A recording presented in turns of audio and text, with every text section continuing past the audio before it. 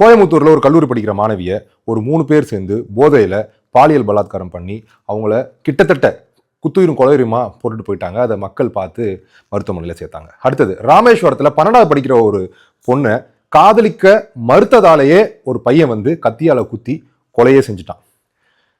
அதை 2 நாள் பேசணும், இதை 2 நாள் பேசணும். அதுக்கப்புறம் அந்த வாரத்தில் ஏதாவது ஒரு பெரிய படம் ரிலீஸ் ஆச்சுன்னா அதை பற்றி பேசுவோம். ஏதாவது அரசியல் மாற்றம், அரசியல் நிகழ்வு ஏதாவது பெருசாக நடந்துச்சுன்னா அதை பற்றி பேசுவோம்.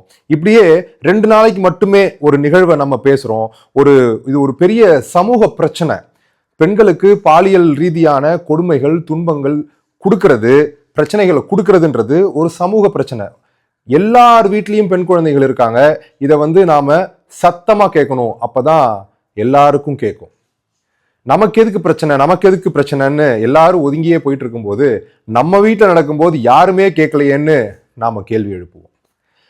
சமூகத்தில் நடக்கிற ஒரு பிரச்சனையை, ஒரு அவலத்தை எதிர்த்து ஒருத்தர் கேள்வி கேட்டா அதற்கு எதிராக போராட்டம் நடத்தினா ஒரு சில பேர், ஒரு சில அதிகாரிகள், ஒரு சில அரசியல்வாதிகள் அவங்க மேல நடவடிக்கை எடுப்பாங்க, அவங்கள சிறைப்படுத்துவாங்க, கைது பண்ணுவாங்க, எல்லாமே பண்ணுவாங்க.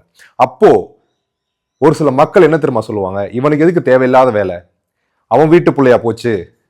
ஆனா அதுவே நம்ம வீட்டு நடக்கும்போது இதை யாருமே கேட்க மாட்டேங்கிறாங்களே, இதுக்காக யாருமே குரல் கொடுக்க மாட்டேங்கிறாங்களே அப்படின்னு சொல்லுவோம்.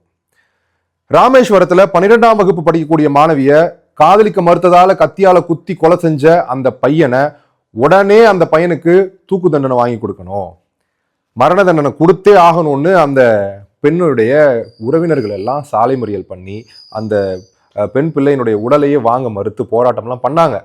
எவ்வளோ நேரம் பண்ணாங்க? ஒரு மணி நேரம் பண்ணியிருப்பாங்களா? அதை காவல்துறையினர் சமாதானம் பேசி அவங்கள வீட்டுக்கு அனுப்பிட்டாங்க. இன்னைக்கு அதை பற்றிலாம் நம்ம மறந்தே போயிட்டோம். நடிகர் கமலஹாசன் அவர்கள் சொன்ன மாதிரி, எம்பி கமலஹாசன் அவர்கள் சொன்ன மாதிரி, மறதி நம்முடைய தேசிய வியாதி. இன்னைக்கு சமூகத்துல நடக்கிற அவலங்களை பத்தி அதிகபட்சமா நம்ம என்ன பண்றோம்? இந்த மாதிரி சமூக வலைதளங்கள்ல பதிவு போடுறோம், இல்லைன்னா வீடியோ போடுறோம். அவ்வளவுதான். அப்படி போட்டுட்டா நாம ஒரு பெரிய போராளி அப்படின்னு நமக்கு நாமே நினைச்சுக்கிறோம். ஆனா அப்படி இல்லை.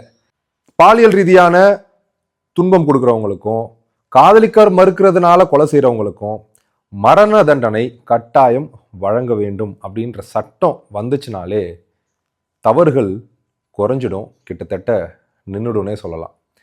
அதனால மரண தண்டனையை மறுபடியும் இந்த அரசாங்கம் கொண்டு வந்தா நல்லா இருக்கும்னு நீங்களும் நினைச்சீங்கன்னா கமெண்ட்ல சொல்லுங்க.